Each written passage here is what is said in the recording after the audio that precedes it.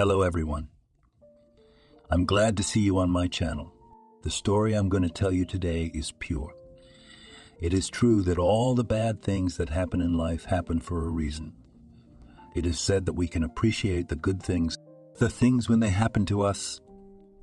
I hope you enjoy this story. I wish you a pleasant viewing experience. Mom, I'm not marrying him. Amanda screamed. She was getting hysterical. Daughter, look at the family he comes from. He will carry you in his arms, and his parents will shower him with money. I don't want his money, and I don't want his hands. Amanda cried. And why were you born so stubborn? The woman went into the kitchen. She started rattling something, and Amanda was sitting on a chair in the hallway.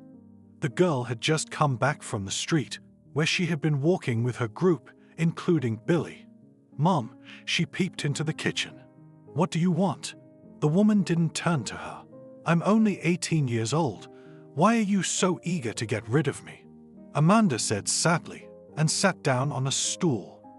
Who told you that I want to get rid of you? On the contrary, I want to make you better, sighed the woman and sat down opposite her daughter. I can tell you're going to marry me off to the first guy you meet. The girl wanted to cry. Tell me, how long have you been friends? Her mother sat closer to her. Who cares? We've been in the same company for 5 years, and I don't like him at all. You're the one who thought I should be with him. Amanda didn't want to talk about it at all. Well, look at your girlfriends. Wanda's going to marry Tony, Natalie and Nanny will marry soon, and you'll be a girl. Her mother got up again and went to the stove. Alexandra raised her daughter alone. She also had a difficult fate, which she did not like to remember very much. When she was young, she fell madly in love with a young man. At that moment, he was just leaving for the army. Victor, I'll be waiting for you. Young Alexandra shouted to him, but he just waved goodbye. After that, there was a long correspondence in which Alexandra told how much she loved her Victor, and he wrote meager and rare letters about how he was doing well and about the weather. Victor returned. They began to be friends with Alexandra and soon got married. But their marriage did not last very long because Alexandra became pregnant and gave birth to a beautiful baby girl. And 3 months later, she died of pneumonia. That's it, Alexandra. We have to get a divorce, Victor told her years later. Why are you leaving me? It's hard enough already, and now this. She was crying. I can't live with that on my mind. I don't love you. I have someone else. And he just packed his bag and left. At that moment, it seemed to Alexandra that life was over. She wanted nothing more. And at that moment, Mickey appeared on her way. He groomed the girl, gave her flowers, said compliments. When in a couple of months, Alexandra realized that she was pregnant again, she agreed to Mickey's proposal and married him. By then, Alexandra was in her 30s. That's when Amanda was born. When the girl was 2 years old, there was an accident at the factory where Mickey worked, and the man died. Alexandra decided for herself that she would not marry again, and it was too late to have children. She devoted herself to raising her daughter. Who's my real daddy? Amanda once asked Alexandra. What kind of questions? If you are Amanda, who then is your real father? Glared her mother at her. Today at school, a girl told me my dad adopted me. She didn't make eye contact with the woman. What are you talking about? The birth certificate says I'm the mother. He's the father. What else do you want? The woman didn't understand her. She didn't understand what kind of conversation her daughter was having. But it also says on the birth certificate that it's a duplicate. Amanda parried her. I'm telling you again, your father's name was Mickey, and I don't want to hear any more questions like that, as your mother cut her off. When Amanda was in 8th grade, they moved to a new apartment, and at that very moment, she had a new group of friends. They all walked together in the yard, and it just so happened that there was one more boy than the other. Everyone else was in pairs, but Billy was alone. Amanda, shall we go for a walk? He called out to her. We go out as it is. The girl was proud and self-sufficient. No, the two of us called her Billy. He did come from a good family. His mother and father were in good positions, and they had a big apartment of their own, but none of that appealed to the girl. But her mom was very attracted to it. She realized that Billy, if he got her daughter and she agreed, it would be a very profitable option. Why do you keep chasing him away? Alexandra said to her daughter when she saw Billy walking alone from the driveway again. Here you need, you drink with him, tea, coffee, eat cakes, her daughter told her. Oh look, don't regret it, her mother told her. About what? This? She nodded at the window. Well, tell me, who are you considering for a husband? Her mom asked her. Did she have to get married right away? Amanda didn't understand her. She had just started school and had been studying for 6 months, and she didn't think she had to get married right away. I believe that if you have found a favorable guy, you get married, parents will help with the apartment, children will be born, and here is a family has taken place, a cell of society. Consider, admonished her Alexandra. At some point, mother and daughter argued so much that Amanda couldn't bear to be at home anymore. She went out to the courtyard, where, as usual, there was her company. It was close to summer, so everyone was already lightly dressed, laughing. It was nice. What's mother again? Asked Wanda, who was best friends with Amanda. Billy's been bothering me. She turned and glanced at the boy with a sidelong glance. Come on, it's really okay. Quiet guy, parents have everything. What else is there to have in life? My friend was on Amanda's mom's side. I don't love him, don't you understand? The girl wanted to cry, now in front of her friends. At that moment Billy came up. Immediately all the tears disappeared, her head was up. She didn't want to look like a sissy in front of him. Amanda, why don't you come over to my place tonight?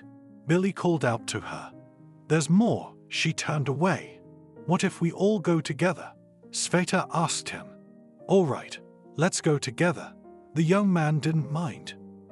The whole group piled into Billy's room that evening. They were laughing loudly, talking about something, telling stories, and Tony pulled a flat flask from his inside pocket. What have you got there? Everyone's surprised. He put his finger to his lips. The young man unscrewed the iron lid and gave Billy a sniff. What's that? My dad makes it himself. Today I poured a little bit of it out for sampling.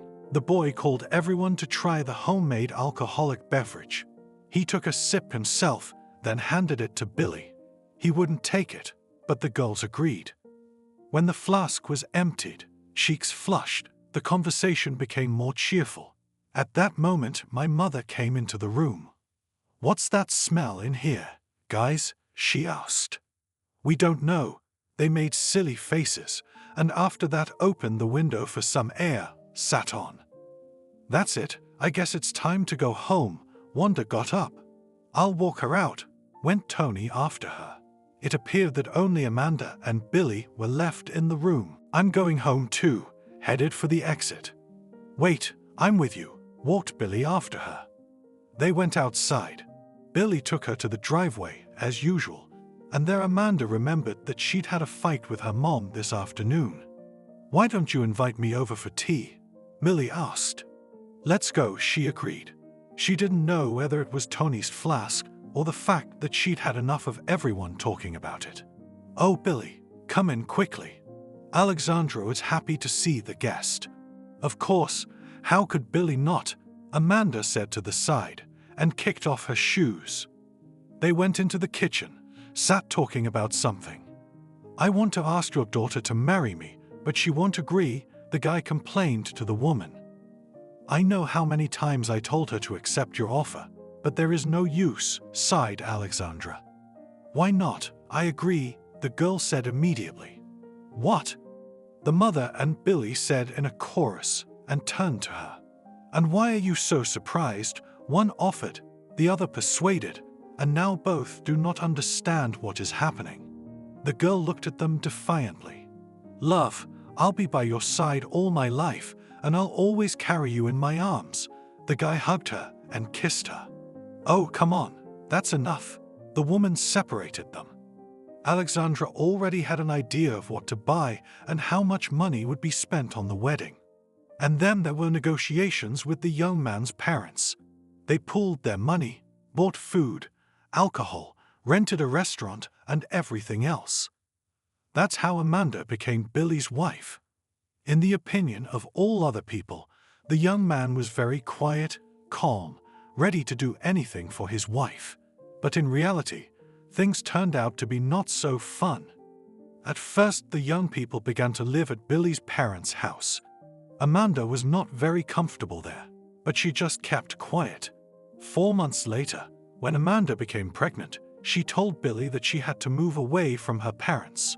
"Let's wait until the birth. While the baby is small, Mom can help," he told her. "Okay, but promise me we'll definitely move later," she asked him. "I promise," the young man replied. By this time, his father had arranged for him to work at the factory and said that by the time the child was a little older, a room in the dormitory would definitely be available. The pregnancy went well, and when Amanda began to feel ill one night, an ambulance was called. She was taken to the local maternity hospital. While the girl was pregnant, she was frightened by the fact that labor could last several hours. It would be very painful. They said other things, but in fact everything went not so terrible. A couple of hours, and on the girl's chest lay her baby girl. Emma, she stroked her little head. "That's it, Mommy. We are taking the baby away from you, and you go to the ward. Soon you will bring your treasure for feeding," the nurse told her then. Billy only found out that he had become a father in the morning. Together with his friends and girlfriends, they walked to the maternity hospital. They congratulated him for a long time, shouted some words, and then they all went to the nearby woods to celebrate. By the time Amanda was discharged from the hospital with the baby, her mother-in-law had already prepared everything. There was a crib in their room. "Sarah, will you help me? Teach me how to swaddle the baby. Show me how to bathe," asked Amanda to her mother-in-law. "Of course, my dear. I will help you in everything you need," the woman agreed with her. Emma wasn't even a year old when the young family moved into the dormitory. The father-in-law had indeed done what he had promised, but from that moment on everything went wrong. "Where have you been again today?" Amanda asked Billy, who had come in late from work again.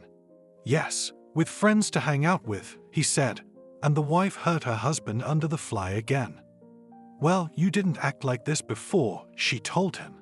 "Oh, that's it." He waved her off, turned on the TV, and lay back on the couch. At first, Amanda didn't tell anyone anything. She swallowed her husband's insults, his antics, his late comings home, and everything else.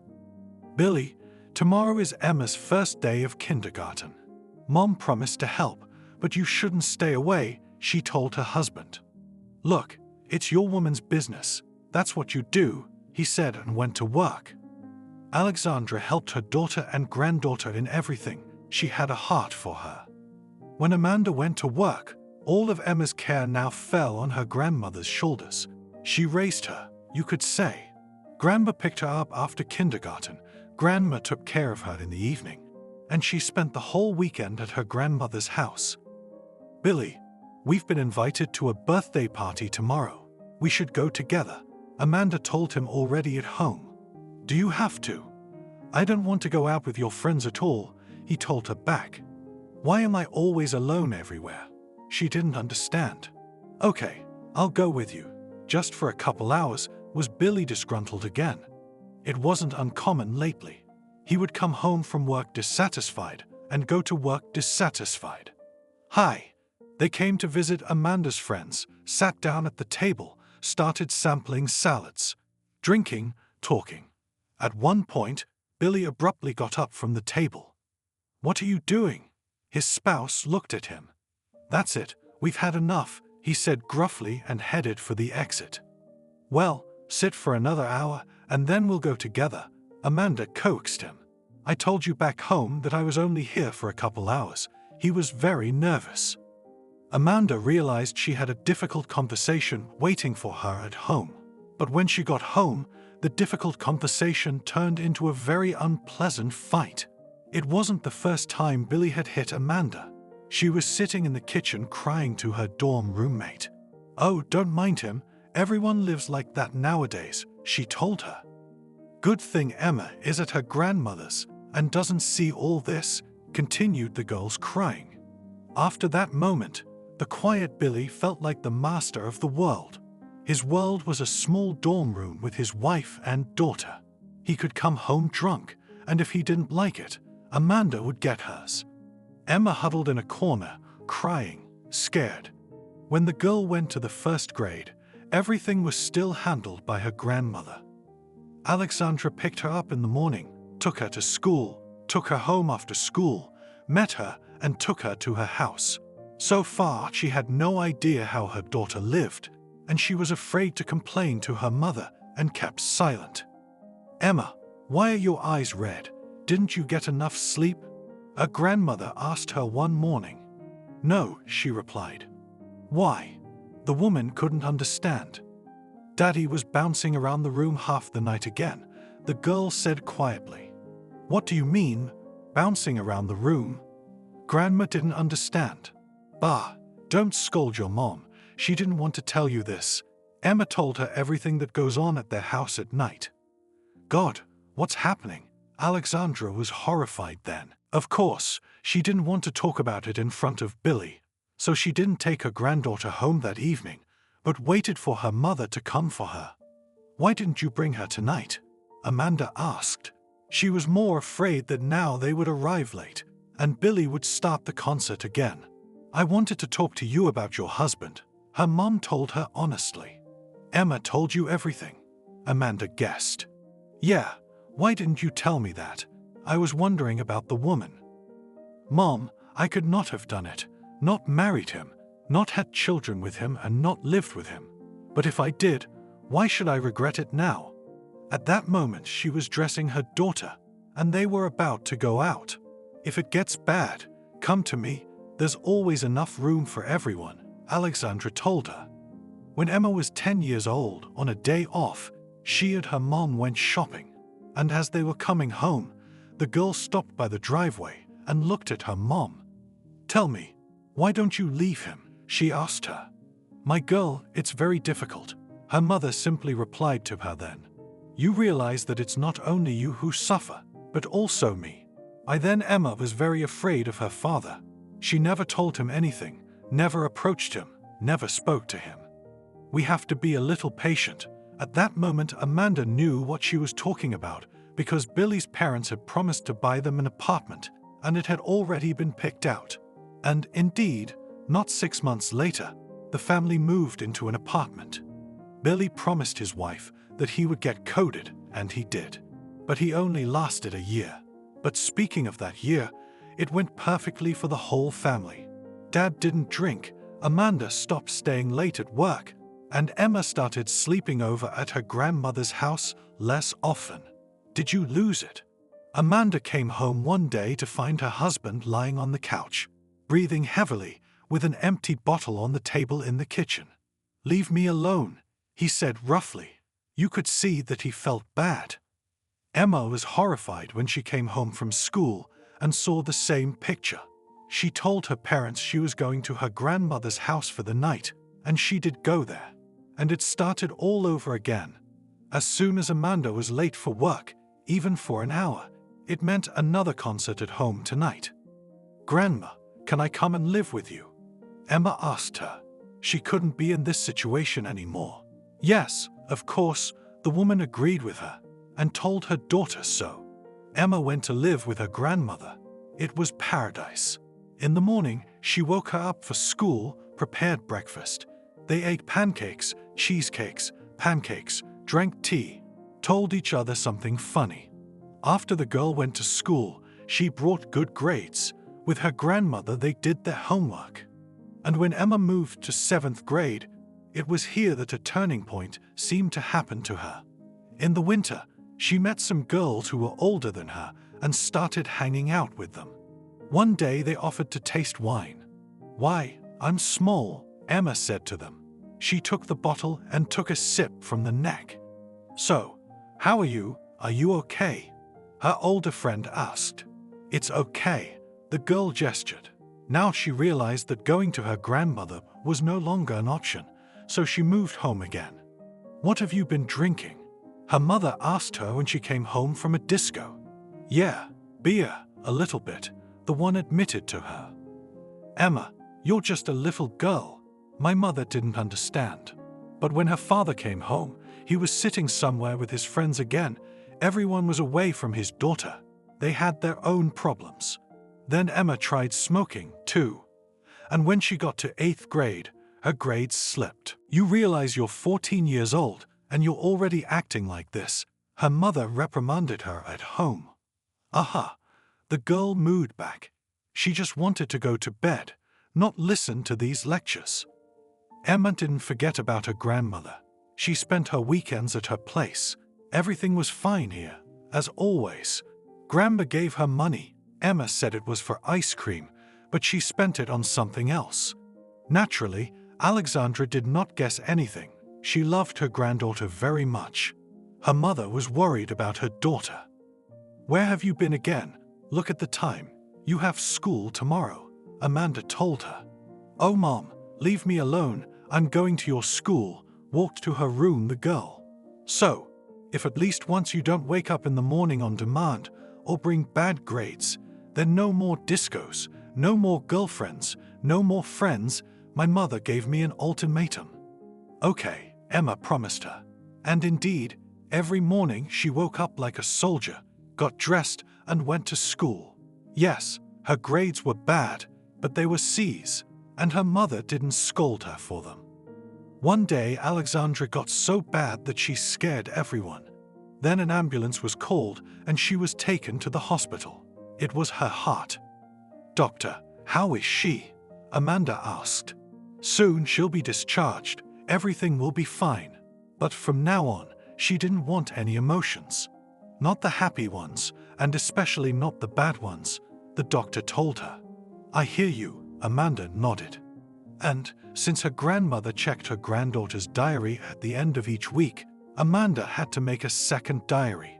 Now her daughter brought C's from school, but in that diary, which was made for her grandmother, Amanda gave her completely different grades and signed for her teachers.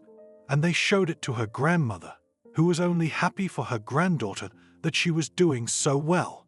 Emma grew up. Her antics got worse and worse. She was afraid of her mother, and if she had to ask for something, she asked her grandmother for it and lied to her. The girl was finishing 10th grade and met a young man. Did you start being friends with a guy? Her mother asked her at home. Yes, she answered her. So tell me, Amanda wanted to know what her daughter was doing. His name is Carlo. He lives in the same town. Her daughter reluctantly began to tell her. Then it turns out that this same Carlo is 7 years older than Emma, and he's doing some not-so-legal things. I will not allow you to socialize with this young man, Amanda told her at home. Who's going to ask you? Her daughter didn't understand. What do you mean, who's going to ask? I'm still your mother, and you're underage, she shouted at her. Well, what are you going to do to me? Emma told her cheekily.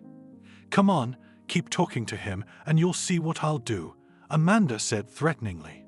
When it was time to enroll, Carlo himself drove his girlfriend to another city to check into a dorm and did the rest. Closer to winter, a terrible incident occurred, terrible for Emma. Carlo came to see her almost every day. They met, talked, walked around the city. Sometimes he rented a room in a hotel where they spent the night, and then the guy disappeared. He was gone for almost a week. Emma was worried, but she couldn't ask anyone or consult anyone. Emma, there's someone there to see you, came running into the room. The girl realized that no one could come to her besides Carlo, so she got very excited and quickly went downstairs to the watch. It was indeed him, but not alone, but with a friend. Hi, can I crash at your dorm? The guy asked then. Of course, the girl knew that they could pay the commandant money for the dormitory, and they could stay here even overnight. They gave the money for 3 days. went to her room. Everything was fine. In the morning, the girls went to study. When they came back, they cooked lunch and fed the guys. "Man, it's great that you've got us here." Carlo said some strange words, as if he had nowhere else to live. "It's fine," Emma answered them. And then, one day, I heard some noise and shouting in the corridor of the dormitory. A man in a black jacket, hat and pants ran into the room where Emma lived. He had a machine gun in his hands. It was really scary. The girls were immediately taken out of the room.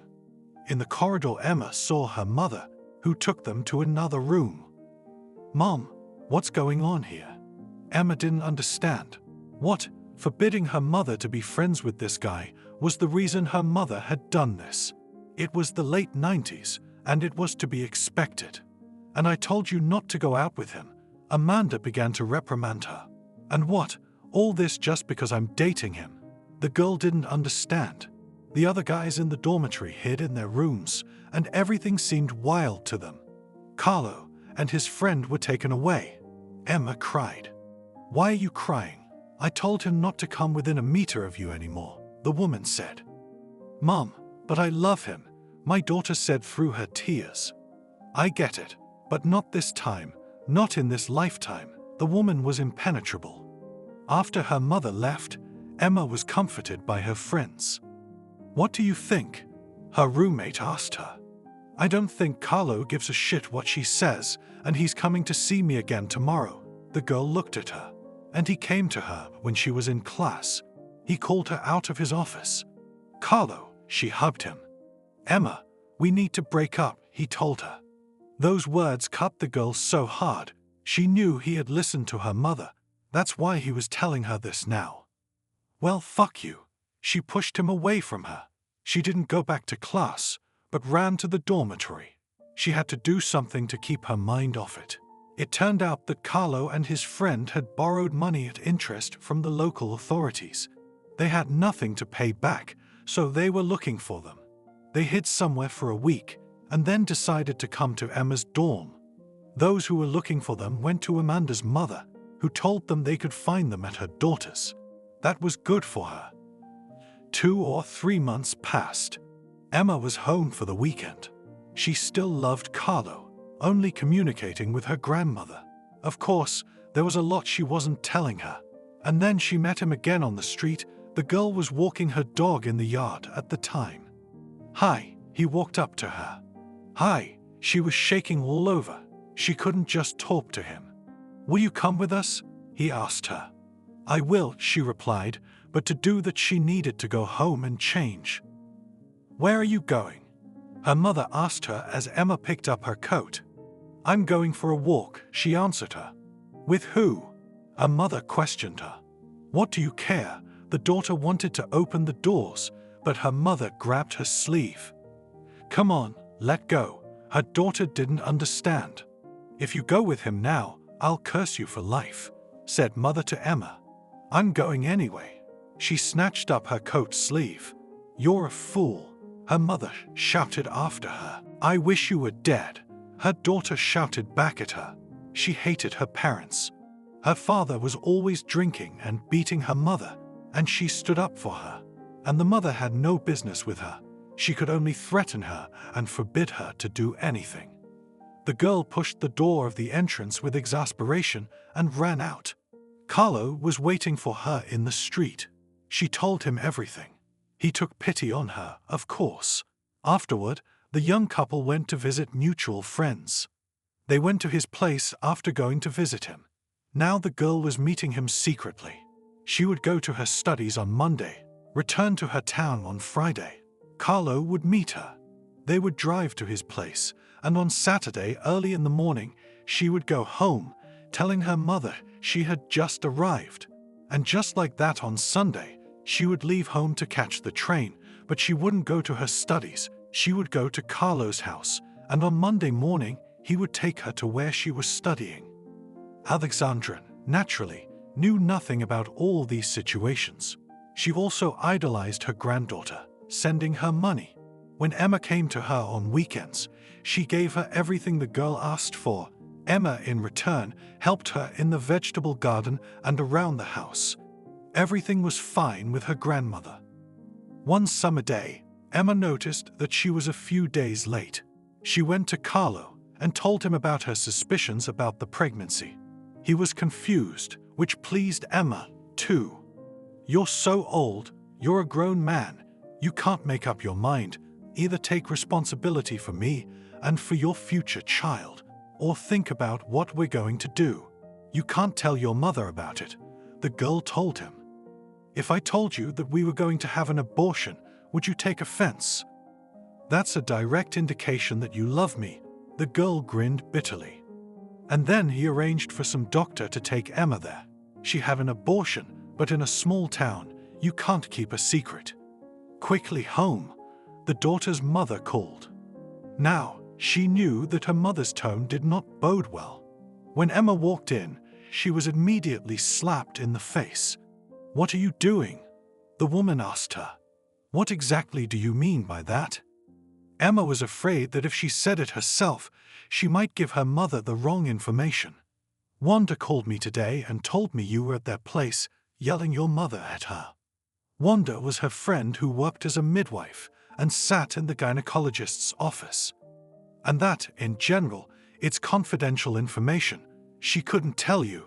Emma understood everything already. "I don't understand you. What are you doing? What's wrong with your brains?" Sat down on the chair and cried, "Mom, what's wrong with your brain?" Emma asked her. "I'm just fine with my brain." Amanda continued to cry. "Yes, I see how good it is. When you were a teenager, you married that idiot who beats you all your life, and you live and endure," the daughter said about her father. "So, what? And what do you care?" Mom wiped away her tears. "And you think that when I saw all this when I was a kid and worried about you, it didn't affect my nervous system?" It was the girl's turn to cry. Not a word to grandmother. Her mother looked at her. Naturally, Emma knew this without her. In the summer, the girl also spent a lot of time at her grandmother's house because she really felt more comfortable here. "Baba, give me money for ice cream," Emma said as she left for a walk. "A simple one?"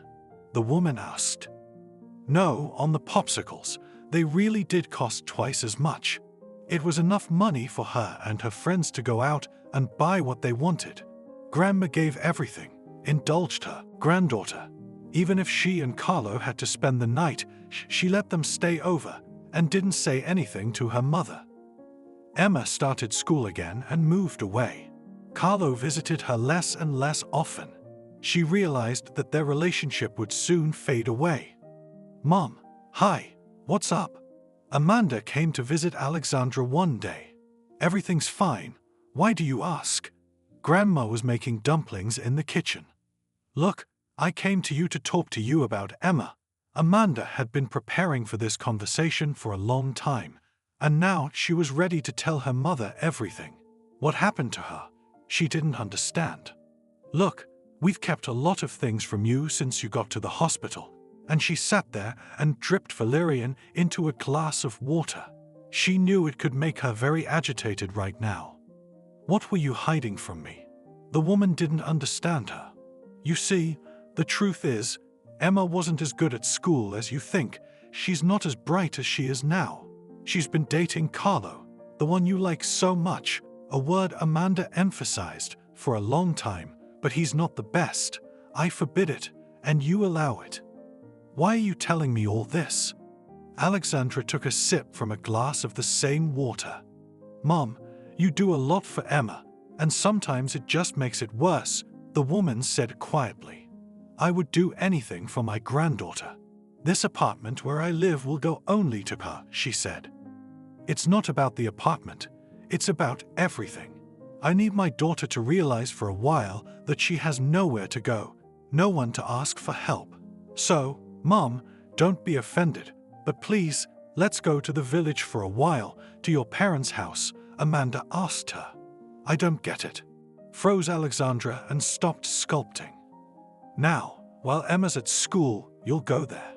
We'll say you've been taken to the intensive care unit in the region, and then we'll figure out what to do next." I'll visit you, but you won't see Emma. Her daughter asked me for a favor. You're up to something strange. I don't understand why the grandmother can't communicate with her granddaughter. But I will go to the village. It will even be good for me, the woman said then. She put the water on to boil, then lowered the dumplings down in there, boiled them, and she and Amanda had a very good meal. Well, you and I have a deal. Amanda said goodbye to her mother. Yes, tomorrow I will pack my bags, and while the fall, winter, and there in spring, cold, in the vegetable garden, no work, I will go there, agreed the woman. Amanda walked out of her mother's with a light heart. She thought she had done the right thing. Now that Emma would have nowhere to ask for help, maybe she would listen to her and do the right thing. I'm going to Grandma's, Emma said at home when she arrived for the weekend. And Grandma's not home, her mother answered her. How not, and where is she? The girl did not understand then. She'd been taken to the region, to the hospital. She was having heart trouble. Amanda lied to her. How? Why didn't you tell me anything? Emma was upset. They didn't want you to snap out of it and drive here. It was practically true, because if her mother had informed her, that one would have actually come. Emma went away to study again. Carlo never came. When she came for the weekend, she found her mother crying. What's wrong with you? Her daughter came up to her. She looked at her father's room. The doors were closed. The first thing that came to mind was that they'd had another fight or worse. Emma, honey, Grandma died, she told her, because she knew Emma was going to go to the hospital. How did she die? And when is the funeral? And where is she? The girl had so many questions. No one from the region could bring her here, and her sister lived there, so she took the body and said she would bury it there to take care of the grave. I went there, the woman sobbed. Mom, why didn't you take me with you? Emma felt like she was going to faint. She was so sick. She felt like she was in a stupor. You know, it all happened so fast, I couldn't even realize it myself. Amanda's hands were shaking. When are we going to visit her grave? The girl asked. We'll definitely go there soon, Amanda promised her. I went. The girl came out of the apartment. She didn't know where she was going or what she was doing. She was actually going to Carlo's house. She knocked and his mother opened the door. Hello, is Carlo home? She asked her in a murderous voice. Emma, come in, of course, she launched her. The girl went to the guy's room. He was lying on the bed. Carlo, hi. She sat down next to him. Hey, he wasn't looking at her. Why does it have to be like this? She started a conversation with him. How? He asked her a question. Why don't you come to me anymore? We couldn't even part properly. Emma was silent again. Sweetheart, please forgive me. He took her hand. What happened? Tell me. She wanted to know first what had happened between them, and then tell her sad tidings. You see, when the first situation with your mother happened, and then you had an abortion, and told me I wasn't a man, and I really wasn't. I realized that you and I shouldn't be together. You're young, but you're strong in character, and I'm just the way I am. To make me forget you, I cheated on you, he said, and then he stopped talking. I see, she replied calmly. You were so calm. I thought you were going to start a fight, yell at me, something. He averted his eyes. And my grandmother died, she told him. This news was more important and above all others, whatever she was told now. Beloved, please forgive me, even though I sometimes did stupid things, but I could not forget you, he hugged her. All right, you got anything to drink? She asked. Yes. Now, he went into the kitchen, took something out of the fridge, put it on the table. Emma drank a lot that night, so Carlo just put her to bed. She didn't get home until the next evening. She was very sick. No one could help her now in the state she was in. Mom, I don't care what you tell me now. I'm not going to study anymore. I'm quitting everything. And Carlo and I are leaving here, she told her when she came to her senses, especially since he had already agreed on that. How could you not realize that you can't be with him? Her mother clutched her head. She realized that now, if her daughter left everything and went away, she would ruin her life. But there was no changing Emma's mind. If she made up her mind, she'd do it anyway. "That's it, I'm ready," she came to Carlo. "I'm probably not going anywhere," he answered her. I didn't understand. She stared at him, thoughts of betrayal running through her mind. "Well, what is not clear? Just not going, and that's all." He turned away, and the girl realized that with this young man she is not on the way. The ticket was already in her pocket, so she didn't think about anything, didn't say goodbye to anyone, just got on the train and went. She didn't know where she was going, but she had heard about this city, so she wanted to settle there. She didn't have much money, so she rented an apartment. She started looking for a job. She didn't ask anyone for help, especially not her mother. She didn't want to humiliate herself in front of her. She would have thought that she warned her, but nobody listened to her. She had no education, so not everyone was sorry for the girl. "But you first take me, see how I work. If I do not pass the probation period, then you can just fire me," she asked the director of one of the stores. "How can you not understand? I need a saleswoman with experience, not the first one," he explained to her. "At least hire me as a cleaner." Emma begged him. "Okay, what to do with you?" he agreed. And from that moment on, the girl started cleaning the store. It was a thankless job because there were so many people. They trampled in a few minutes, and they had to go out into the hall again and clean up. "Emma, stop fiddling with that rag and come over here," one of the women who worked here called out to her. They were well settled in the back room after a day's work. What if the director comes? She wasn't afraid of him. She was more afraid of being fired. "Nah, definitely not coming today," they told her. "Okay." The girl sat down at the table with them. "Would you like me to tell your fortune?" Barbara, the one who worked here as a saleswoman, asked. "I don't believe in any of this." Emma waved her off. "Come on, what have you got to lose? Let's see what happens in the future," her new acquaintance begged her. "Oh, go ahead for laughs," Emma agreed. The woman pulled out the cards, began laying them out on the table. "Look, you'll meet a man soon," she pointed at the king. "Well, I know without you that I'll meet him soon enough," the girl snorted in response. "Oh, you're going to have it bad with him." Barbara clamped her hand over her mouth. "What kill?" The girl remembered her parents. "So, it looks like it's not you, but you yourself." The woman looked up at her. "Yeah, living like this only makes you want to get your hands on yourself." Emma picked up the glass and drank the liquid that had been poured into it. "There will be a surprise in your life," the saleswoman said. "So I'm not going to die after all." Emma grinned. "Well, no one knows that yet, but that's if you don't die, just in case," laughed the women. "And yet, will I get married or not?" wondered the already tipsy Emma. "Yes, but not right away. I can see that everything will be fine for you, a happy marriage, and a good man. But all this will be if you take your head." Barbara sighed and finished what she had left. "Oh, the local Nostradamus too." Emma frowned and got up and went on scrubbing the floors. Today she came home very tired and immediately lay down and fell asleep. Not a week later, the fateful meeting that Barbara had probably told her about had taken place. She was scrubbing the floor in the hall when a young man came in. "You don't have to go back and forth," Emma asked him. "What? I walk where I want," he looked back at her.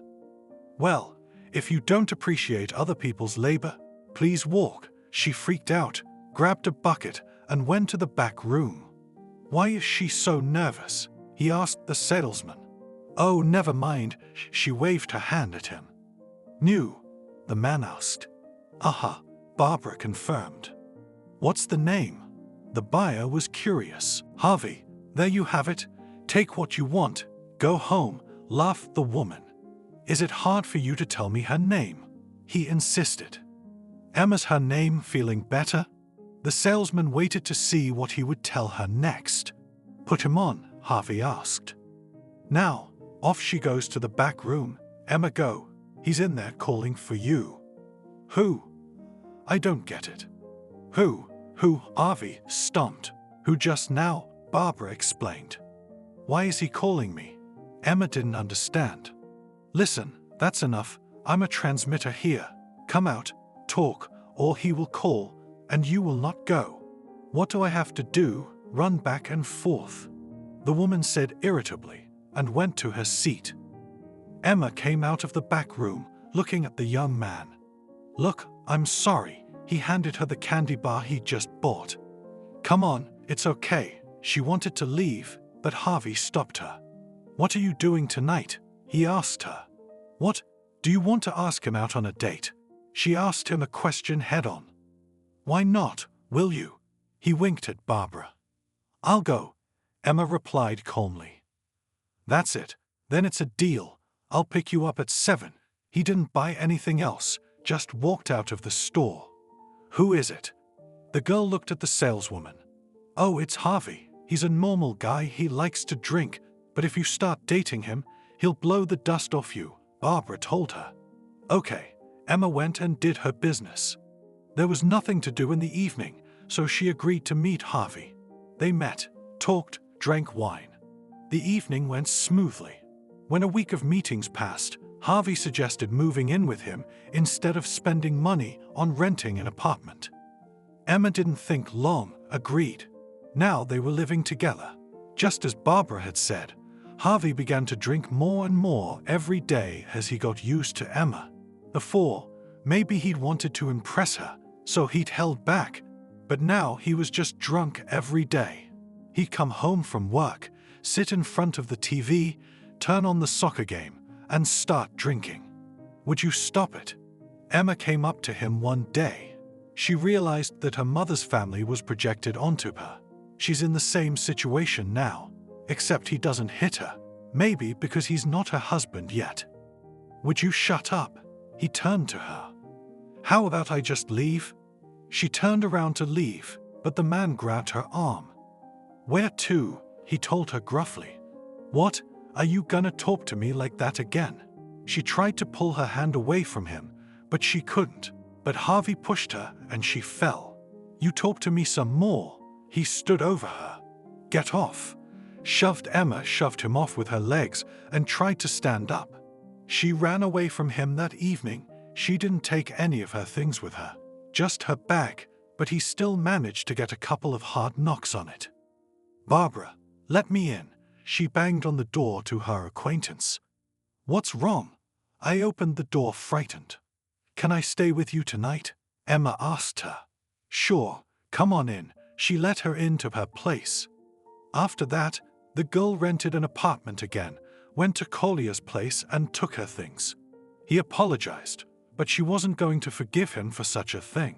She had seen how it could all end when she was a child. Emma lived here for 6 months, realized that nothing would work out, bought tickets again, and went to her hometown. Emma sat on the train, looked out the window, and realized that she missed her mother. As ridiculous as it sounded, she really did. She knocked on her family door. Her mother opened it. Hi, Emma told her calmly. Daughter, come in quickly. Where have you been for so long? They hugged, immediately went to the kitchen, and the mother began to ask what and how her daughter's life had been recently. I'm fine, you can be glad Carlo didn't come with me. I went there alone, and I rethought everything. I even met a man, lived with him for a few months, but he was no better than our father, Emma began to tell her. And what, did you leave him? The mother asked, and waited very much for an answer. Of course, I'm not like you. I won't put up with it all my life, snickered my daughter in response. Well, yes, you're stronger in spirit. You're good. You were able to do that. Mom shook her head. What about you and your father? She didn't even have to ask, but she felt like asking the question. Well, while he's quiet, the mother replied, he drinks once a month now, but for a few days at a time. And as soon as that happens, he gets the balls behind the rollers again. It's clear, nothing has changed, Emma told her and looked out the window. This evening, you could say, went perfectly for mother and daughter. The father didn't even come out to greet her. He, as in his childhood, did not care what his daughter was doing. They talked, watched TV, and went to bed afterward. Emma even thought that maybe something had changed in her, and maybe her mother had realized something.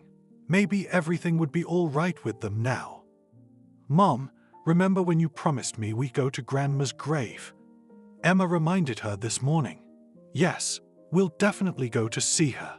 I'll just find a car, arrange a driver, and then we'll go," Amanda said. And in the evening, Emma went for a walk and, strangely enough, she met Carlo again. "Oh hey," he saw her. "Yeah, hi, I guess you and I will never part," the girl laughed. "We are going to the countryside. Will you come with us?" he asked her. "Why not? Let's go and talk," she agreed. When they arrived there, where the company had already gathered, in which Emma knew everyone, the friends were surprised that the couple was together again. As if nothing had changed, one of the guys said, "What, are you jealous?" Carlo turned to him. It went well. The guy acted as if nothing had ever happened in their lives, as if he hadn't betrayed her by not going anywhere with her. They were kissing, hugging. You could say that history was beginning to repeat itself all over again. "So, how was your time?" Mom asked when Emma got home. You don't have to ask. She knew that if she told her mother about Carlo, they would start fighting again. "Emma, you know we're a small town. It was reported to me a long time ago that you went out with Carlo again yesterday, and you were together, sitting with your mom in the kitchen." "So?" She looked at the woman defiantly. "I thought that you went away, came to your senses, realized that without education, without parental support, without everything else, you can't live in this world. But it turns out that you started all over again.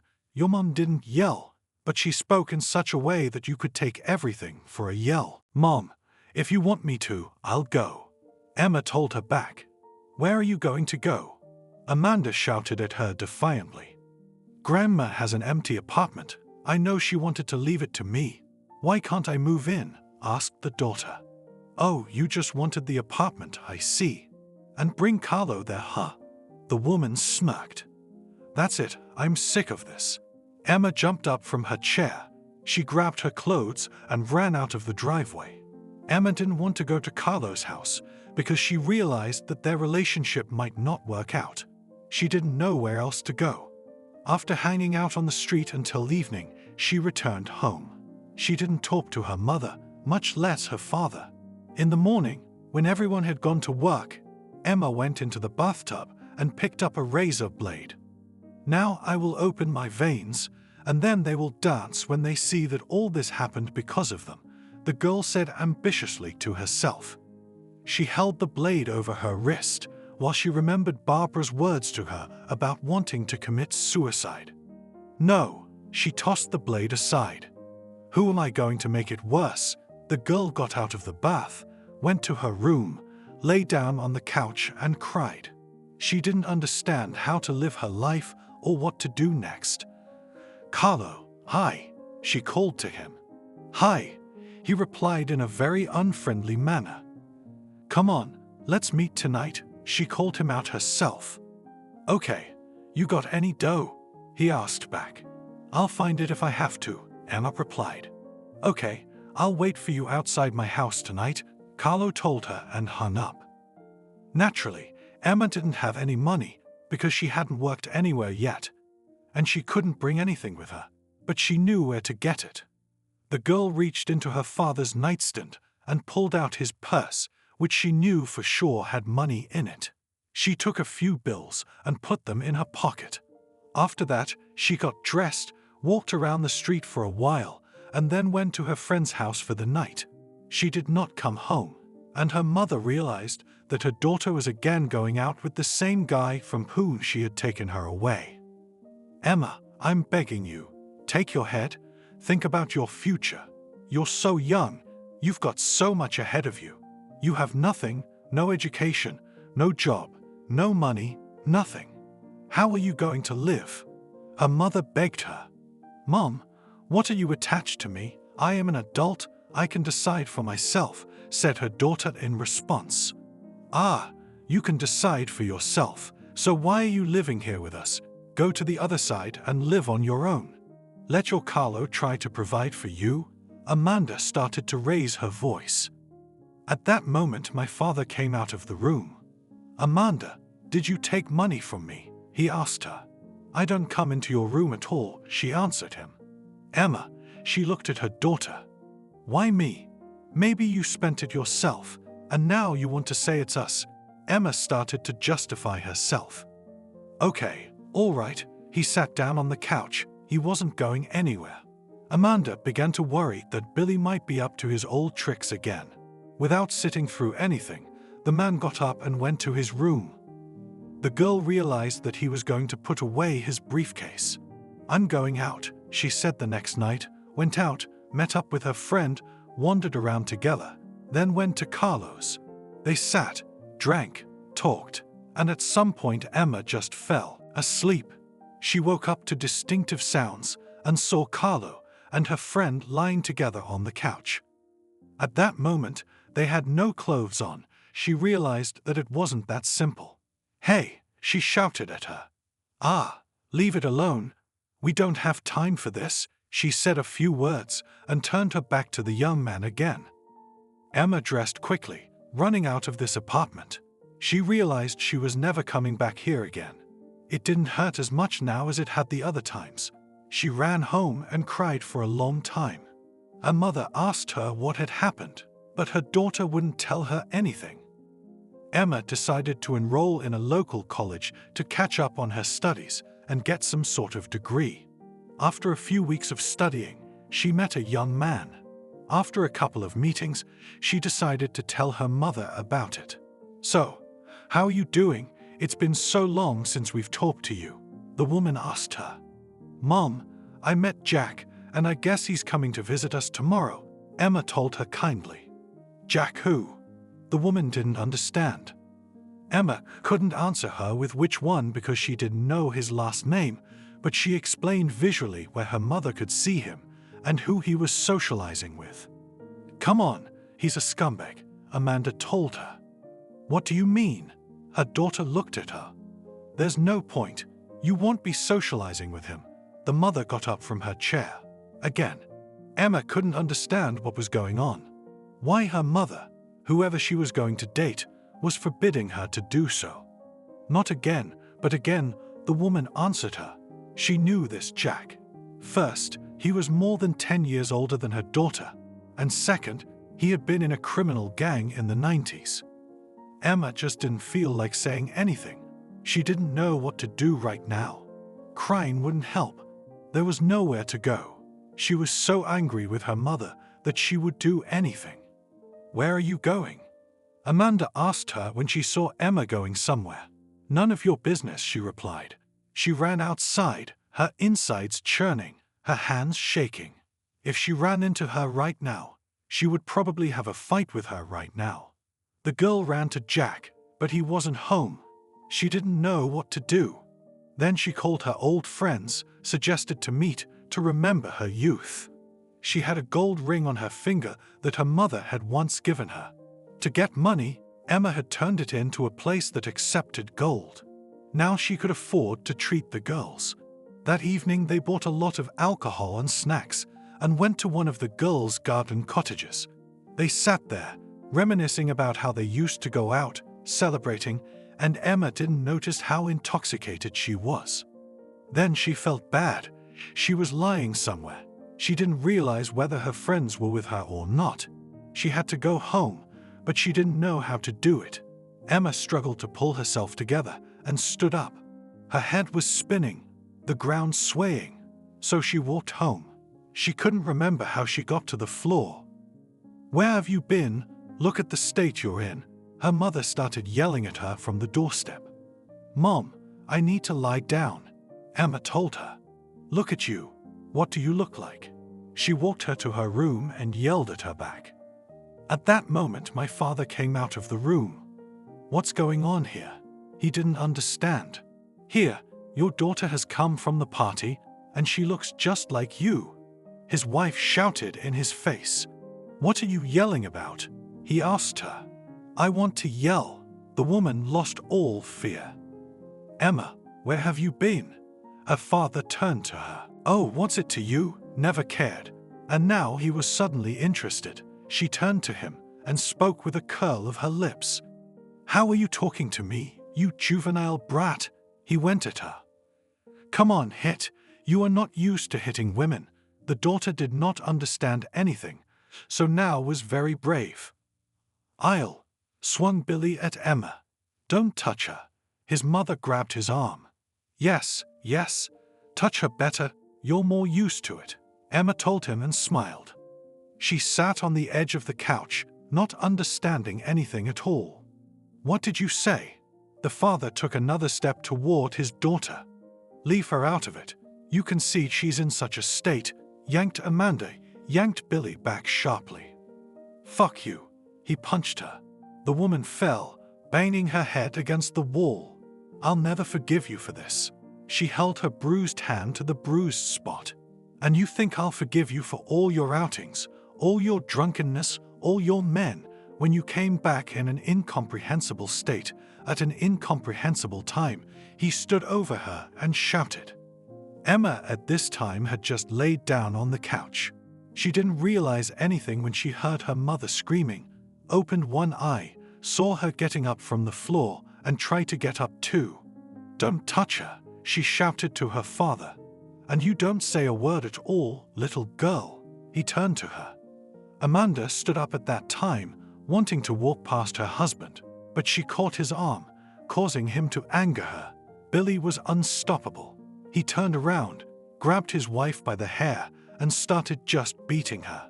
At some point, she lost consciousness and just settled on the floor. Emma woke up when it was night. She went into the kitchen, opened the gas burners, and went out onto the balcony. Amanda was still lying on the floor. She showed no signs of life, so Emma decided to get revenge on her father so he wouldn't be here anymore. I'm so sick of you. Still sober, the girl began to settle down. The cold was making itself felt. She slowly began to come to herself, realized that she was already sitting on the floor of the balcony, plugged her nose, went into the apartment, turned off the burners, opened the windows. To be sure, she took her father's pills, which were prescribed to him when he came out of a binge, and added them to his tea, but he was already unconscious. Emma went into her room and went to bed. In the morning, she woke up, looked around, not realizing what was happening. Her mother was lying on the floor. She went and looked into her father's room. He was lying sprawled on the bed. Mom approached. She took her, but the woman didn't move. Daddy, she went to the next room, but he didn't react either. The girl vaguely remembered what had happened during the night, but she couldn't say anything specific. Emma rushed to the phone, dialed 03, called an ambulance, and waited. When the medics arrived, they naturally started asking what had happened here. The police were called in. You see, me and my girlfriends were celebrating one of their girlfriends' birthdays yesterday. Emma began to lie to them. And what happened next? They waited for the sequel. Of course, I wasn't in a very good condition. I got ready to go home. When I got there, it smelled very strongly of gas. Mom was already lying like that. I turned off the burners and went to bed, she told them. What time was it? The police officer asked. It was already early in the morning, she said. Why didn't you call an ambulance right away? The employee asked. I don't know, I was scared. I ran from my mother to my father, but then I felt bad. I dozed off a little. You could see that the girl was still not herself. Afterwards, the medics confirmed that the death was indeed from gas asphyxiation. Emma, when she sobered up completely, realized what she had done, but she still did not fully realize it, because she was not in the right state at that moment. The funeral had to be organized. The mother on her father's side, who hadn't spoken to the family in years because Amanda had fought with her about Billy, said she would do everything herself. Baba Sarah, thank you. Emma hugged her. That's it, come on, I have business to attend to, the woman answered her. She actually hired diggers, made arrangements with everyone to make sure everything was done properly. On the appointed day, a farewell was held for Paul and Amanda. It was decided to bury them together. Maybe they shouldn't. They've lived like cat and dog all their lives, Emma asked her grandmother. Look, I'll decide for myself, her grandmother told her, as if she were accusing her of something. I don't think Mom will be happy in the other world with him, the girl supposed. They don't care anymore, Grandma Sarah answered her. A lot of people came to the funeral, many Emma had never even seen in her life. They were all relatives of her grandmother's, her father, her mother. Everyone was talking. There was such a buzz. Emma couldn't stand to be with them. She stepped aside to keep things quiet. When they were already in the cemetery, Emma became hysterical. Tears were just rolling down her eyes. She realized that she didn't remember anything from that night, but she suspected that it was her fault that her parents had died, that she had brought them to this point. She apologized to herself, and as soon as she thought about what had happened, she felt dizzy and tears rolled from her eyes. Mummy, how can I be without you now? She fell on her knees in front of the coffin. Emma, get up. Grandma Sarah lifted her up. Leave me alone. They're my parents. She shouted and waved her arms. It was obvious that the girl had just realized what had happened. Someone handed her a glass, and she smelled valerian. She drank it, but it didn't help. And then suddenly Emma remembered how she had shouted at her mother that she wished she would die as soon as possible, wanted something to happen to them, and in general, she had wished a lot of bad things before. It all came to a head at once, and the tears came even harder. She sobbed as she heard someone calling her. Emma, calm down, it's going to be okay. The girl turned around. The voice was muffled but very familiar, and when she saw who was speaking, she just passed out. All the people in the cemetery thought it was the result of hysteria and tears. They tried to revive her with ammonia, but it didn't work. They had to call an ambulance right at the cemetery. Wait, don't call, I'll take her there myself, a man volunteered. Okay, the rest of us didn't care about that. I'll go with you. The woman came up to him and helped carry Emma to the car. After that, they got in and drove to the nearest hospital ward. Emma opened her eyes and saw that she was in a hospital. There was a distinctive odor, and the walls were painted the way they were only painted there. She heard that voice again and turned her head. Grandma, am I crazy? She saw Alexandra in front of her. Granddaughter, what's the matter with you? She bent over her and felt her forehead with her lips. You're dead. Emma closed her eyes. What, who told you that? The woman was shocked by the words. Mom, still the girl didn't open her eyes. What else did she tell you? Now it was beginning to dawn on Alexandra why her daughter always came to see her alone and everything else. Nothing. She kept promising me we'd go to your grave, but she never took me there, Emma said slowly. Obviously, not taken away. If I'm alive and well, lived all this time in the village, waiting for you to improve, and I can return. Only now the woman realized what nonsense it is. Why did she listen to her daughter and go there? Maybe things would be different now. So she tricked me. Emma didn't understand why Mom did it.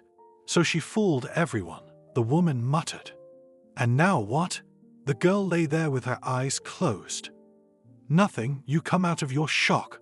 Let's go home, and there we'll figure out what to do, having made sure that everything was normal with her granddaughter. The grandmother went out into the corridor, and then went home. On the way, Alexandra replayed in her head what her daughter had once told her. And now it was only 8 months after that. How could she have lied and kept this secret for so long? There was another surprise waiting for her at home. No one had been here since she'd left, so the dust was knee-deep. The windows were dirty, and she had to start cleaning. Did you see a woman come out of here just now? Emma asked the nurse who had entered her room. Sure, she looked at her. Thank you, Emma replied. Are you all right? The nurse bent over her. Yes, the The girl shook her head. Before that, she just thought that because of the shock and the hysteria, maybe something in her brain had broken and she was seeing ghosts. "Will you be ready to go home tomorrow morning?" a young girl in a white coat asked her. "I think so." Emma was still shocked by everything that had happened. They gave her an injection, she slept a little more, and when she got up in the morning she felt very well. After she was discharged, she immediately went to her grandmother's apartment. "Hello, come in." She opened the door. "Tell me how in our world this can be how." Walked the girl into the kitchen, sat on a stool and looked at her grandmother. "I don't understand it myself. Your mother said I was spoiling you, that I should go away so you'd feel unsupported. I listened, I left. And now, when the locals started talking, I don't know what, that my daughter and her husband had died, I packed my things and went back, because it's not clear what was going on here," Alexandra told her. And the girl sat there and just did not believe in everything that was happening. "Do you know how bad I felt when my mother told me you were gone?" Emma stared at one point and remembered that moment. I imagined the grandmother stood up and hugged her granddaughter. "I'd rather you had me than all that happened to me," she told her, how she'd left town, how she'd tried to live there, dropped out of school and everything. "Tell me better what happened in the apartment at night." Alexandra wanted to know everything firsthand. "I told you." Emma didn't want to admit to anyone that she didn't remember anything. "Well, maybe you told one version to the police and tell me another," Grandma speculated. "For example," Emma looked at her, "you were the one who told me about Billy hitting Amanda, so maybe it was something like that now." And then Emma's mind flashed back to that first blow that night, when her father had thrown her mother against the wall. Yes, indeed, they started fighting. She stopped talking abruptly. "Why are you so quiet?" The woman looked at her, and Emma was thinking that if she had seen the fight start, why did she say she had come afterward? Because she had been at a friend's birthday party. It didn't make sense. "Yes, I only told one lie to the police." She lowered her eyes to avoid looking at her grandmother. "And what was it?" the other one asked. "When I was at home, they started fighting. I got scared and ran out of the house. My girlfriends and I went out to celebrate, but none of us had birthdays." Now that was closer to the truth. "I see. So then, when you came in, the gas was open." Grandma continued her interrogation. "Yes, that's what I was telling you about." The girl nodded her head. "How did nothing explode?" Alexandra wondered. "That's what I was thinking.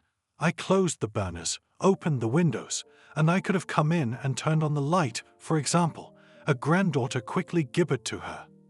"Well, if I'd gotten here early, I probably would have turned on the lights." Grandma shook her head. Perhaps she suspected her granddaughter of something, but now there was nothing to prove, so she sighed and stopped talking about it. "Grandma, I'm so glad you're alive, that we'll be together now. You are my only, most beloved person in the world. Mom, I love too, but I was always more comfortable and better with you." She hugged the woman. Alexandra realized that her granddaughter was not all right if she had such hysterics. "Why was my mom like that? Why did she always forbid me everything? I started dating one man can't. With the other one it was bad too, nothing good. That father of mine, Billy, ruined my mother's life and mine." Emma almost cried. Emma tensed. She realized that she was being commanded again, that they were trying to teach her again. It made her feel uncomfortable, and her body began to fight back. "Grandma, I understand you have to go to the doctors when you're older, but why should I?" Emma didn't understand. "You've had such a shock in your life, you need to see doctors, whether everything is all right with your psyche, what to do next and how to be. And it would never be unnecessary, no matter how her grandmother persuaded her." "Okay, your take." She realized it was pointless to argue now. After that, the grandmother called one specialist, another specialist, found some people she knew. She understood from Emma's behavior that she really needed help and was ready to do everything to help her granddaughter. First, they went through the usual doctors. The therapist wrote a referral to a psychologist at Alexander's request. Now it was necessary to persuade Emma to go to him. And why to him? Would it be a man? She asked her grandmother. I don't know who will be there. Well, I just say to him, because the grandmother excused herself to her, although she knew that there would really be a man there. Okay, the girl agreed with her. She missed school for a while there were all these events, but now she wanted to come again to recover. Today was her first trip to her doctor. Hello. She entered the office and saw a young man sitting at the desk. Greetings, Emma. He got up from his chair and walked towards her. Don't touch me. He took her hands and wanted to say hello, but the girl pulled away. Why are you afraid of me like fire? I won't do anything bad to you, said the doctor. I'm sorry. The girl looked at him spitefully. Have a seat. My name is Barry, he told her, and took his own seat. Emma, she was looking anywhere but at him. So, let's begin. He laid out some papers in front of him. Good, she nodded. I know you've had a lot of grief recently, Barry began to say. Yes, she nodded. Is that the problem you came to me with? He was trying to get her to talk. Or rather, my grandmother led me to you, she smiled, because she's an adult herself now, and her grandmother still takes her to doctors. All right, well, it doesn't matter. What's important is that you agreed, and now you're here. All the while the doctor has been friendly. Yeah, well, Emma was starting to get used to this office. Maybe you can tell me a little about yourself, your parents, your grandmother, he asked her. I study at a local school, lived with my parents for a while. Then I left, came back to them again, the girl said crumply. Well, praised Barry, let's do a little drawing with you. The specialist put a piece of paper in front of her and gave her pencils. What are we in kindergarten? She started to take it in stride again. Why kindergarten? I just want to get to know you better. And sometimes a drawing says a lot about a person, no matter how old they are, the psychologist explained to her. Well, what should I draw? She waited for his advice. I don't know. Draw anything? Yourself, grandma, dog, house, mom, dad, sky, trees, whatever. He waited. Okay. Emma took a black pencil and she got almost the entire drawing in a darker tone. Why didn't you make the trees green or the clouds blue? Barry asked her. Well, I didn't want to color. I just drew all over with an outline and made some shadows, she answered him. Understandably, he tucked the sheet away to his side. They talked a lot more after that. It was over for the day, and Barry helped the girl put on her coat. Shall I walk you out? He asked her. What do you think? I can't make it on my own. She started being rude to him again. No, of course you will. Just offering a gentlemanly gesture, he smiled. They made arrangements for their next meeting. Emma went home. As she walked, she thought she had a good-looking doctor. She liked him, though she was afraid to admit it to herself. It even seemed to the girl that he liked her too. But Emma didn't believe that someone like him could fall in love with someone like her. At home, Grandma pestered with questions about what had happened, what she had said, how it was, but Emma only smiled and kept silent. Why don't you say anything to me? Grandma wondered. Bah, let at least a few of our meetings pass, then I'll tell you everything, looked at her granddaughter. The next meeting was already more friendly. Emma entered the office, smiled, and said hello. There, that's a different matter altogether. The young man smiled back at her. Today Emma was doing all his demands, answering, showing, drawing, and, without realizing it herself, flirting with the doctor. After the fourth meeting, it seemed that Emma didn't need any more specialist help, but the girl didn't think so. Let's go out, Barry suggested to her. Emma wasn't wrong. He really liked her. Good. It was nice for a girl to be courted by such a young man. They went to a cafe, and there, just as in the office, they sat and talked, only the atmosphere was more relaxed. Will I? He asked her a question after the meeting. Sure, you can even stop by for a visit. Grandma is eager to meet you. Emma smiled at him. The girl noticed that she smiled more often and became happy. Now she was not burdened by anything. Her beloved grandmother was nearby. No, not this time. I want it to be like people, Barry muttered. Okay, I feel really good around you, she looked at him. And me with you. At first, I thought I was just feeling sorry for you and needed to help you. But then I realized that wasn't the case at all. He took her hands in his. Barry, are we going to have any more sessions? She looked up from downstairs. No, but I'll make an appointment for you tomorrow. And tell your grandmother to expect us to visit together, he muttered to her. Good, he kissed her on the cheek, and they parted near the entryway. Emma, you are glowing with happiness, greeted her on the doorstep Alexandra. Grandma, I'm so grateful to you. Confess, did you find me such a doctor on purpose? Emma hugged the woman.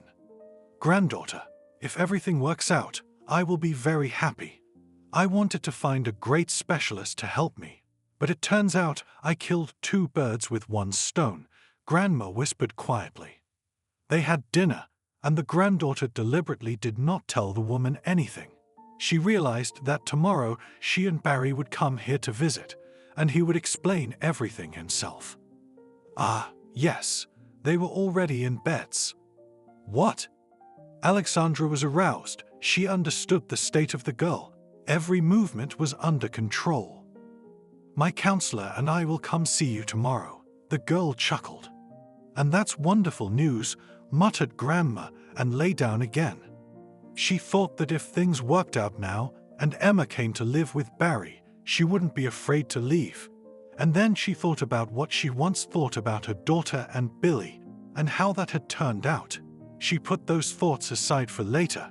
She'd see what happened tomorrow, and then she'd draw conclusions. Emma, wake up. Her grandmother came over to her bed. The girl opened her eyes, smelling pancakes. Just like when she was a kid, she sucked in air. Come on, let's go to breakfast and then to study. The woman lifted her up. Grandma, you're the best. Emma couldn't believe that she had once had a very different life. They walked together to the kitchen, and as they had done long ago, sat drinking tea and enjoying flavorful and thin pancakes with melted butter. Bye. The girl kissed her grandmother and left the apartment. After she recovered at school, she was unrecognizable. Not only that she began to communicate completely differently with her classmates, but also her studies improved. No one understood what had happened to the brat Emma used to be. Home again after school, Emma knew her grandmother was waiting with lunch and then to meet Barry, who had done it all to her. I came in, she was in the apartment. And I'm waiting, shouted Alexandra from the kitchen. What's that delicious smell you're smelling? Emma washed her hands and went into the kitchen. Getting ready for tonight, she pointed to the oven. I never doubted you. The granddaughter kissed her grandmother again. They had lunch. The girl changed her clothes and went to the place where they had arranged to meet Barry. Hey, how long have you been waiting? He rushed to the girl. No, just recently arrived, she confessed. This is for you. He handed her a beautiful bouquet of white roses. And who's this for? She pointed to the large barred flowers he had in his other hand. What do you think? I'm a man and I go to visit women, he winked at her. Grandma. Emma made big eyes. What did you think I was gonna bring her? He was waiting for an answer. I don't know. Anything useful, she laughed. Okay, let's go. He pulled her by the arm. Let's go. The girl was pleased. They quickly made their way to their grandmother's house, entering the entryway. I'm worried. This is the first time this has happened to me, Barry exhaled. Oh, you're about to see her now, and you'll immediately realize it's all for nothing. She opened the doors and they walked in. Children, hello. As if she heard them, a woman came to the door. These are for you, very nice, Barry. The young man held out the flowers. Thank you. I'm Alexandra. She breathed in the scent of roses. They made their way to the hall, and it was there that grandmother set the table. How cozy and delicious it smells here, Barry said. You haven't tried anything yet, Emma whispered to him. Everything will work out in time. The woman was happy. She took the plates and began to put on various delicious things. Oh, I feel like I'm going to walk out of here a few pounds more today, laughed Barry. Come on, you, laughed Grandma, and finally sat back down. Alexandra, I'd like to talk to you about your granddaughter. He looked at Emma. Of course, I'd like to bring it up too. The woman stopped talking because she really wanted to know what and how their relationship was going. It's a pleasure to talk to her. He took Emma's hand, and I think we're serious, don't you? Of course, the girl blossomed with happiness. What did you decide? Grandma was ready to cry. I think we'll keep in touch for now, but I'm ready right now to pick her up in an armful and carry her away to hide her from the world, so that no one else will ever hurt her or do anything wrong. Barry pressed Emma against him. If my decision is needed, I'm all for it. It's high time to get my hands on this beast, Alexandra laughed. Then it's settled. I rent an apartment in your city. We can come to live with me. He looked at one and the other. Why, Emma has a lovely apartment where she lived with her parents, said, and then a startled-looking grandmother looked at her granddaughter. It's okay, she gestured to her. No, I don't agree with that. I've got some savings, and I don't think Emma would be happy living where her family died, Barry said and squeezed the girl's hand. What do you suggest? Emma's the one who got in on the conversation. We can sell this very apartment, I'll add on, and we'll buy a bigger one. It was obvious that Barry was determined. I don't mind. Emma was happy. That's the deal, clapped Grandma's hands. After everything was cleared up, they sat for a long time. Barry explained some things that interested Alexandra. Then he got ready to go home. Be sure to come again. The woman saw off what she thought was her future son-in-law. Bye. Emma kissed him innocently. Granny retired to the kitchen. She couldn't wait until Emma got there to help her wash the dishes. Well, finally, she turned to her granddaughter. Well, the girl's eyes were shining. Whoa, showed Grandma a thumbs up. Grandma, I'm happy, she hugged the woman. Look, of course, this may look wrong right now, but I'm going to say it nonetheless. Alexandra looked into her granddaughter's eyes. What is it? She tensed up. I was the one who almost forced your mother to marry Billy, and now I'm telling you to do the same. The woman lowered her eyes to the floor. You realize that this is my opinion now, and no one forbids me to fulfill what I want, cried Emma. My darling, I love you so much, and I want you to be happy, and Barry is just the man to give you that happiness, Grandma cried with her. It's settled then. They stood together again, the woman thinking, if her mother couldn't give her all that warmth and affection, she and Barry will make up for it. From that moment on, the sale of the apartment began. And if Emma had told her grandmother that she was fine and had no emotions, now, walking into the place where she lived with her mom and dad, she was just shaken. What's wrong with you? Barry felt it. It's okay. She looked at the spot where her mother lay. No, I see and understand everything. You need to leave. He did the rest with Alexandra. Emma no longer interfered in these matters. They sold Emma's apartment. Barry added money to buy a new one. No need to hurry, his grandmother told him. Why? The young man didn't understand. First get married, and then buy an apartment. Things happen in life. She turned away. What do you mean? Barry didn't understand. That's it, I won't say anything else. The woman walked away from him. Emma, will you marry me? He held out the ring to her. Of course, he could not have asked. She took the box. They continued to meet. Only now the young man began to visit Alexandra's apartment more often. Grandma made sure the young ones had everything like everyone else. Barry kept up with her. He had some savings. He added to everything.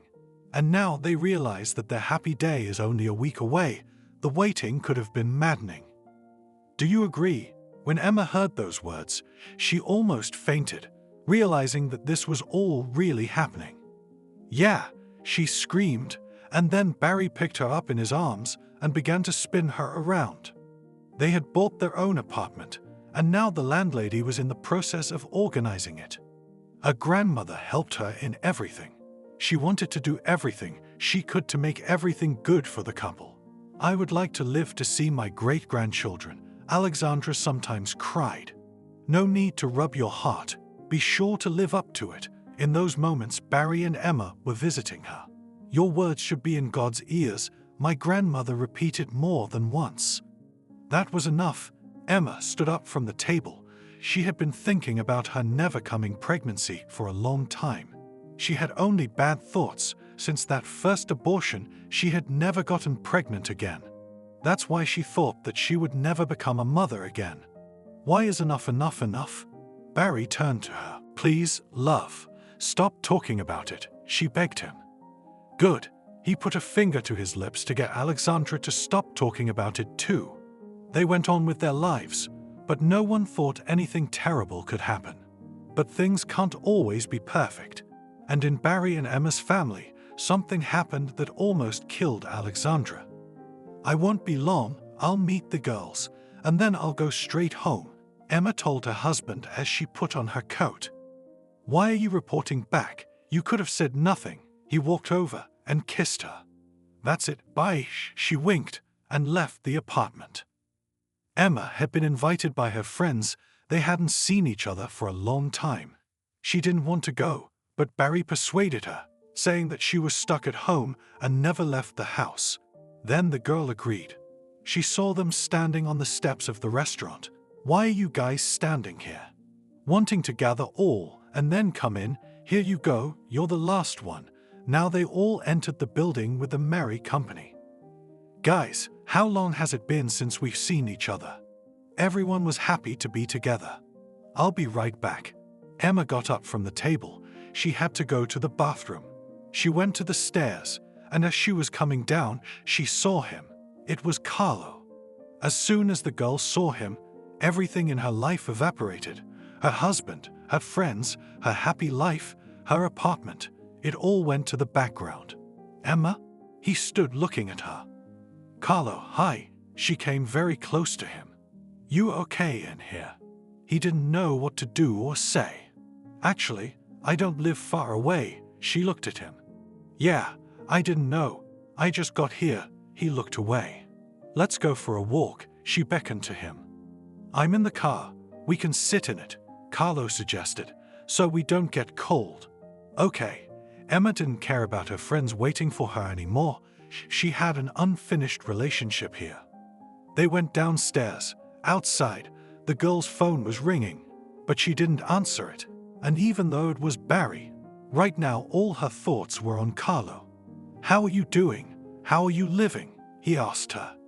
I got married. I have a wonderful husband. Works as a psychologist. She herself didn't know why she said that. And you?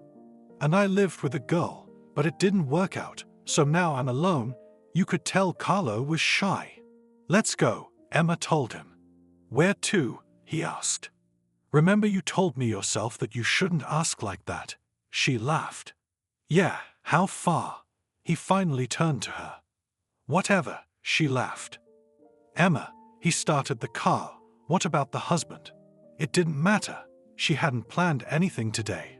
She just wanted to be near this man. Okay, he's on his way. They went to the place where they used to love to stand and talk.